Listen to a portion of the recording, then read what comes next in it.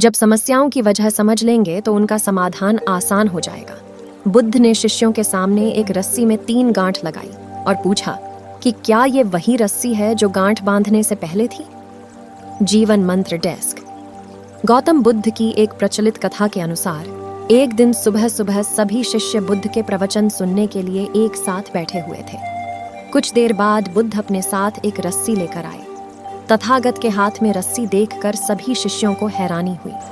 बुद्ध अपने आसन पर बैठे और उन्होंने रस्सी में एक के बाद एक 3 गांठ बांध दी। इसके बाद उन्होंने शिष्यों से पूछा कि क्या ये वही रस्सी है जो गांठ बांधने से पहले थी। इस प्रश्न के जवाब में एक शिष्य ने कहा कि तथागत, इसका उत्तर थोड़ा मुश्किल है। ये हमारे देखने के तरीके पर निर्भर करता है। एक तरह से तो रस्सी वही है, इसमें कोई बदलाव नहीं है। एक अन्य शिष्य ने कहा कि अब इसमें 3 गांठें लगी हुई हैं, जो कि पहले रस्सी में नहीं थी। इसे बदला हुआ भी कह सकते हैं। कुछ शिष्यों ने कहा कि वास्तव में मूल रूप से रस्सी वही है, लेकिन बदली हुई दिख है, लेकिन इसका मूल स्वरूप बदला नहीं है।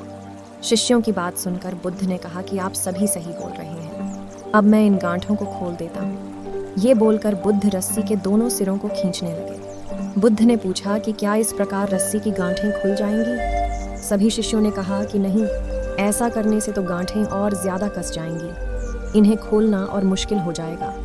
बुद्ध ने कहा कि ठीक है, अब एक अंतिम प्रश्न, इन गांठों को खोलने के लिए हमें क्या करना होगा। शिष्यों ने कहा कि हमें इन गांठों को ध्यान से देखना होगा, जिससे हम जान सकें कि इन्हें कैसे लगाया गया है। इसके बाद हम गांठें आसानी से खोल सकते हैं। बुद्ध इस जवाब से संतुष्ट हो गए और उन्होंने कहा कि ये सही बात है।